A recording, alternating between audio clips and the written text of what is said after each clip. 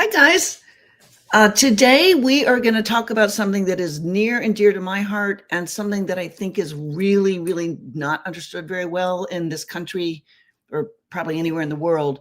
And we're going to talk about sober living. And sober living is non-regulated in the US, at least, which means that there are, if we're looking at a scale of 1 to 100, there are all different levels. And to be honest, I would say the bottom 80, 85% is not very good. It can work, but it is not going to have the criteria that I think are super important to make it a successful experience. Before we start talking about those criteria, though, I really do want to talk for just a second. One of the biggest mistakes that people make when they send their loved ones to sober living is they don't understand that the person needs to emerge financially independent. So we don't go to sober living and then come back home. We don't go to sober living and then we get you an apartment. When I say we emerge financially independent, I mean that the person who's leaving sober living needs to be able to take care of their living expenses, their rent, their money, their car, their insurance, their utilities, all those things. And that means that they have to work the sober living for the duration that the sober living is intended to, and to follow along with the plan that the sober living is going to set up. So what I mean by that is, let's talk about those criteria first. Good sober living, good quality sober living needs to have staff. And when I say staff, I mean staff that is present on a consistent, regular basis. They do not have to be there 24 hours a day, although that's not a bad thing. They don't have to be there 24, but they do have to be there enough that there is structure to the day, that there are people to go to, and that there's consistency in sort of accountability with the people that are living there. So they could be from 8 in the morning to 6 at night. It could be some facsimile of that. Maybe a little bit on the weekends, in and out, something, but there is staff. They know where people are. They know what people are doing. They know exactly what. Lots of sober living that I don't think is the greatest quality says they have staff, but what they really mean is that we have staff who will pop into these number of apartments that we're owning, and maybe once or twice a week we'll pop in and just see who's there. That's not staff. I mean, there's a program. The next thing, and this is super big, is that there needs to be, they need to have phases. So phase 1 through 4 is the norm. And the purpose of the phases is it's a ever increasing concentric circle model of freedom, responsibility. Phase 1 typically is you don't go anywhere by yourself for the first 30 to 40 days. You may not have your phone. You are absolutely getting rides to meetings, you're going with the other people to the grocery store, you're going on the fun outings, you're doing all those things, but you're just doing them with other people, or at least with no less than one other person.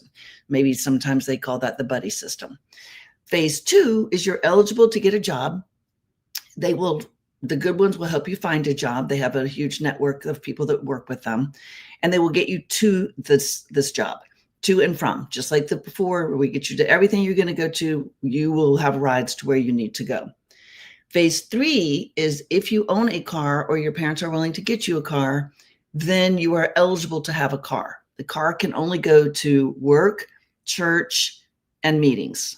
So phase 3 is you get, again, you saw that concentric circle model. Phase 3 is now you have your car and you can go to these couple places. Phase 4 is you have your car and you can pretty much go wherever you want to go. You just have to still participate in the fun activities. You still have to do your chores in the home. You have to be back at a certain time. And obviously all along you're being drug tested or alcohol tested, depending upon which your substance is. So the phases are really important, because if we just throw them out there and say, well, it's sober living, just figure this out and go be you, it's just too tempting at the beginning. It's too difficult from the brain perspective for the person to be able to manage themselves. So we need to have those phases. Then about 20 years ago, we figured out that sober living needs to be fun. And that sounds sort of oxymoronic, that sober living would be fun. But the good ones really do structure around outdoor living, camping, mountain biking, scuba diving, sailing, horses, like there's all kinds of them. But they have to have a concentrated and concerted commitment to having fun, because nobody will stay sober if they don't figure out that their life is fun. I'll never forget when my son went first, and he called me about a week into it, and he said, "Mom, did you know you could bowl sober?" And I was like, "I did." And he's like, "I did not." And so, as teenagers, as they're using college, whatever, their life just gets so much that everything they do is around drugs and alcohol. And so they have to relearn that. And then we also have figured out, at the same time we figured out fun was a component, because we need to have connection. Connection is that all important long-term pleasure chemical of oxytocin. And so as we go and we do these fun things, and we go to the grocery store and we cook together and we go to meetings and we just hang, we are building good connection, which means we're pouring in that oxytocin. As we navigate the phases successfully and begin to work and to contribute, and maybe we take over our food money, somewhere in there in phase 2, we get pride. And then our relationships are starting to get better. So our pride and connection are just increasing. To me, this is one of the major things that we need to get out of long-term sober living is the serotonin and oxytocin, because that I talk about all the time, those things are part of the cure. And I use the word loosely, but they are fundamentally important for someone to stay sober long-term. So then we get into sort of the fringe traits that I look for, but I think they're very important. And the next one is that there's a transitional plan. What that means is that when you finish phase 4, we don't just dump you out into the streets and never see you again. Phase 4, transitional, is we will help you say, like, John is leaving with you. He's graduating the same time you are. And Steve is about 7 months sober out there. And Paul is 2 years, and they're looking for roommates. So you guys are going to go live with these guys for 6 months or so. Lots of times in transitional living, they do 6-month leases so they can sort of find their groove and figure out who they really want to live with, maybe long-term. In transitional living, the only thing that's going to change when you leave sober living is where you put your little head down at night.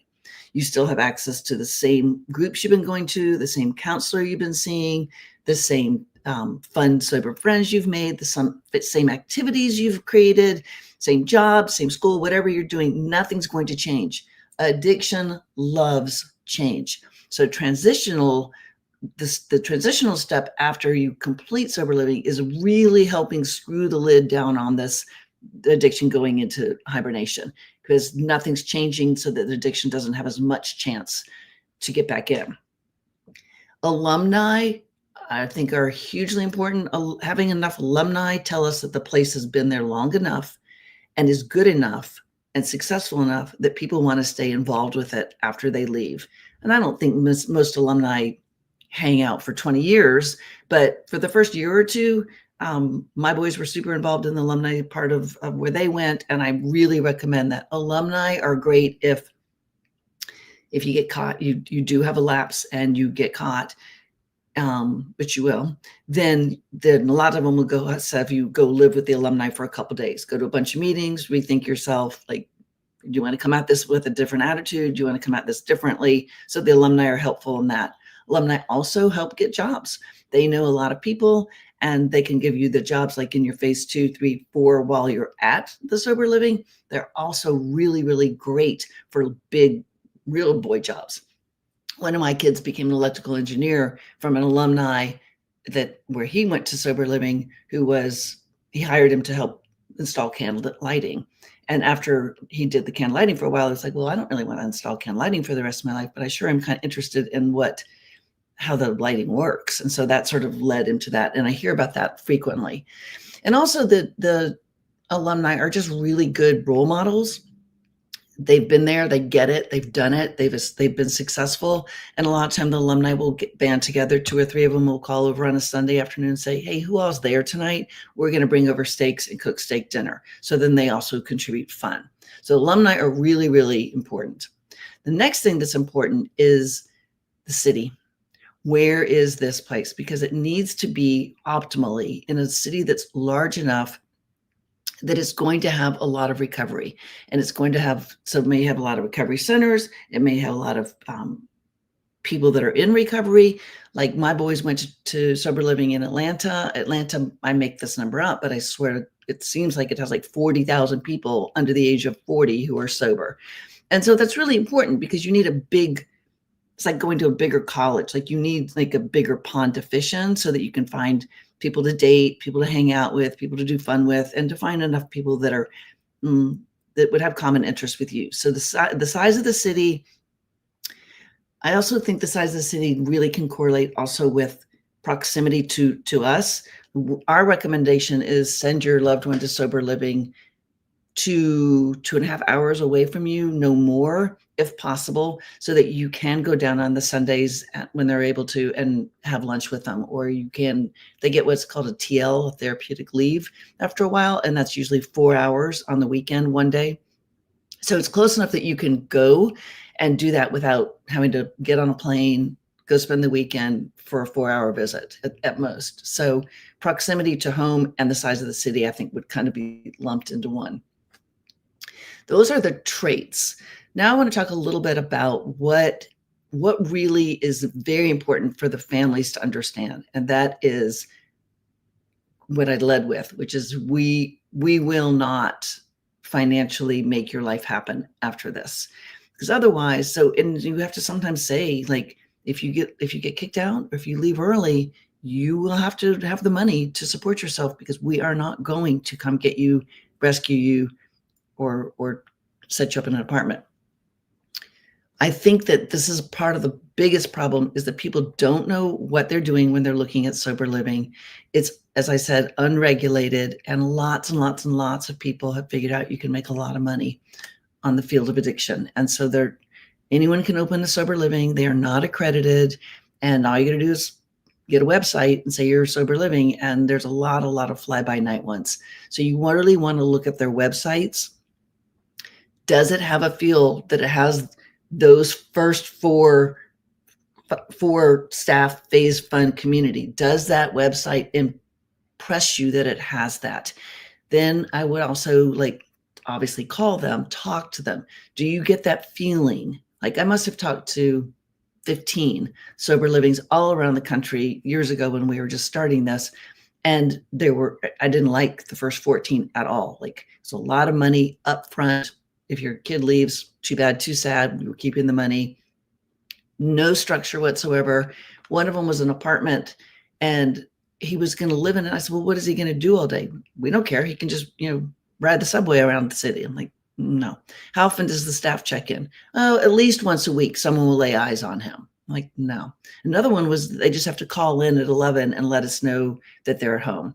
So you really want to do your research on this. Do not be afraid to ask questions. There's no such thing as a dumb question when it comes to finding good quality sober living for your loved one. So you want to get that vibe. Like, when I finally got hold of the guys that I talked to, I was like, these are my people. Like, they were very kind. They were very patient. They really outlined how it works. They told me how long they'd been in existence, how it got started. The whole story just made me feel very, very secure and very comfortable that this was a good sober living for my child. So I ask these questions, you guys. And if they don't have these things and they try to sort of circumvent that or talk around why they don't, just find another one. What I like to do is send people to 2 different places. Your kids are probably not going to go to these because they're far away from you. These are in the Southeast. They work for our clients mostly because most of our old clients, when we were only seeing local people, were from here. But look at purpletreatment.com. It's outside of Atlanta. It's really called Purple, but the website is called Purple Treatment. And look at Greenville Transitions. That's also in the Southeast. Neither one of these may be where you go, but their websites are outstanding. And their website is a really good way for you to sort of get your teeth into what I'm looking for. Then you can start to Google sober living 2.5 hours, 3 hours from you, and see if you see any that are comparable. And then pick up the phone and start asking. Even if you're not positive it's comparable, at least call them and ask. You want to know that you are making the best choice you can. Some sober livings take insurance. And frankly, more and more are starting to, because they have what's called, they've built into it at the first maybe 2 to 3 weeks will be what's called partial hospitalization, PHP. Your insurance will cover that. After that fades away, then they have what now they're called what's IOP, intensive outpatient program. And so they'll build that in. And it's usually just for the guys in the house. It's usually in the morning. Some of them may run one that's community-based as well in the evening, but that is also going to be partially covered by insurance, if not fully. That will leave you for that maybe first 16, 18 weeks, depends on how they've structured it, at least with some insurance coverage, and you would be left with what's called the cottage or the residential aspect of that, which would be the house. So check into that. Definitely make sure that your insurance will cover that. But that's a new thing that's coming up. I'm seeing it more and more and more, is that sober livings, the good ones, are taking insurance to that effect. I think that those are the basic criteria that people don't understand. They don't even know they should have. Do not be so desperate to get your loved one into sober living that you just pull it and you make a hasty decision or a cheap one, or because what they're saying to you sounds good, but there's really no legs behind it. I check references. I did ask, can I talk to some families who have sent their children here? And I called 3 or 4 parents, talked to 2 dads and a mom, and they said good things. And so I felt much better about it. So look at all that. But I think sober living is misunderstood, misrepresented, and I think a lot of people don't think it's necessary. I don't think standalone treatment for 30 days, 45 days is enough. That is just beginning to give the brain recovery. They need that 6 months, in my opinion, to really solidify some of that brain recovery. At 6 months, we've got a good bit of recovery in the brain as far as neuroreceptors going to sleep. At 30 days, we have very little, if any. And so the longer your person stays, which is another reason to go to that transitional, make sure that's included, is that can give you another 1.5 years, 2 years, where now we really are nailing it down. So that's what my kids stayed in Atlanta. They never came out because it's just where they built their peer groups and their jobs and their school and all those things. I'm reading a question, which is why I got kind of weird there, because this is a good question. So Lori's saying, great guidelines, having difficulty with the idea of them being 100% financially independent near the end of the stay. For some, this is possible, but it could be difficult in a city with high costs of living. True, but remember, we are looking for humility and willingness. Humility and willingness are going to be they're the bottom of the pyramid for recovery. And so, yeah, they're not going to go out and live in a 2-bedroom apartment in a really lovely high rise. They're going to live probably with 3 or 4 other guys in an apartment or in a house. It's going to be more like collegiate living as far as quality. And so, but every family I've talked to in all these years I've been doing this, all the families that go ahead and help chip in and pay for living always regret it. So you really need to think about that, because as we build, my new saying is, if you build a home for addiction, it will bring its suitcases, it will unpack, and it will live there pretty darn quickly. So you really need them to be humble and willing, to have that pride from being independent. That, again, that serotonin is just pivotal. And these are, we're talking about 17 years old and up. So they really need to be independent. So think that through. I get it that it's tough, but it's doable. I mean, it's doable. I see it all the time. But every family that doesn't do it tells me later that they're sorry they did. Also, never, ever, ever make a deal with your loved one to go to sober living. If you go, we'll buy you a car. If you go, we'll give you cash. Don't do that, because you're really inviting box checking recovery into play there. And what I mean by box checking recovery is, I will comply, I'll do it, but I'm not going to really do it. I'm not going to really change. And as soon as I get out, I'm going to get my car and I'm going to go right back to drug land. So you really need to give the best way to make success is to say, we love you dearly, This is what we're offering. We will pay for 6, 8, whatever months. Like some of them are structured so that you can pay up front for 4 months and then the rest is free and they can stay for a year.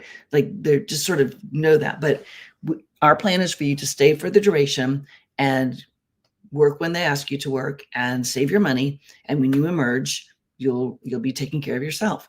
Now, this doesn't mean, you guys, that we're not going to love them. It doesn't mean you can't take them to lunch. You can't give them an Easter basket. You can't buy them some new clothes. You can't buy them a grill. Like you can support your loved one. You just don't want to be responsible for their living money, because then what money they make can go to drugs. It's very, very, very base, but I would really recommend that. So it's tough. Sending your loved one to sober living is not for the faint-hearted, you guys. I totally get it. It feels completely non-intuitive. It's beyond difficult. It's very, very, very tough. But a good one, it will be not very tough for you, and you will reap the benefits, and your child will instantly connect and bond. I remember after a while, he was like, "Are you guys coming down on Sunday?" We're like, "Yeah, we were planning to."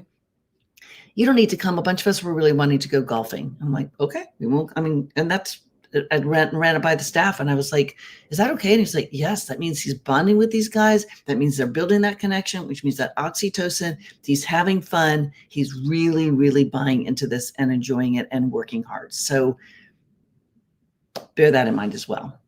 All right. So I've talked for a while. I don't know what time it is. Wow, I talked for longer than I normally do. So Bree, you want to slap some of those questions up? I answered one. All right, this is from Aisha. How do you deal with an addict who constantly accuses you for the stuff he himself is doing, like cheating? And what if they are holding a job and it's steady income? How do you deal with them?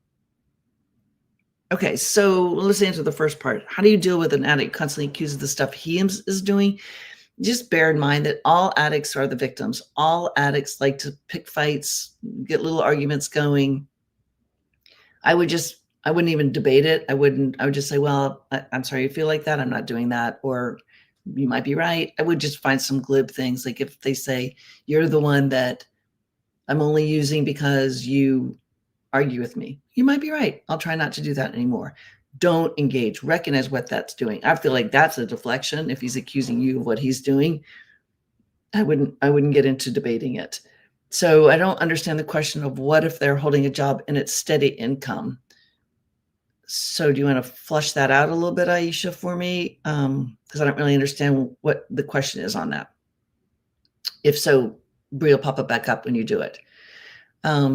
So let's leave that one for Aisha to come back to. This is from Lisa. My son is currently in a sober living connected with the rehab he went to. He can stay there 3 months and also doing 3 months of outpatient. Thumbs up. Then he needs to find another sober living. It's also state funded and he's thriving. It's a 10-minute walk from me. We're in California. Well, that's darn lucky for you, because that's pretty good. Like the state funded ones cannot meet all those criteria, but it sounds like he's really doing well there. And again, like I said at the very beginning, I have seen people do well in Oxford houses and some of the lower end ones. It just depends on how unmanageable their life was before and how dedicated they are to getting substance free and never going back. I say all the time, you can go to Harvard out of a bad public school just as easily as if you go out of a very expensive private school. It's how much do you want it? How much do you pour into it? And how much do you chase it? So same call, same situation. So good. I'm glad that.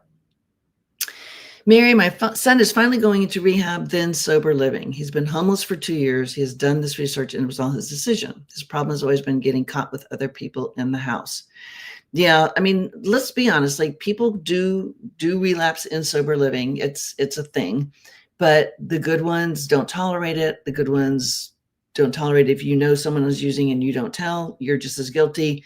So, and then again, that sort of goes back if the good ones don't tolerate it, but they have the sort of alumni thing over there and say, okay, you can go over there and stay with John for a couple of days and come back and have a conversation with us. And if you can come at this differently, you can come back in. Aisha said it too, and then Mary has just said it.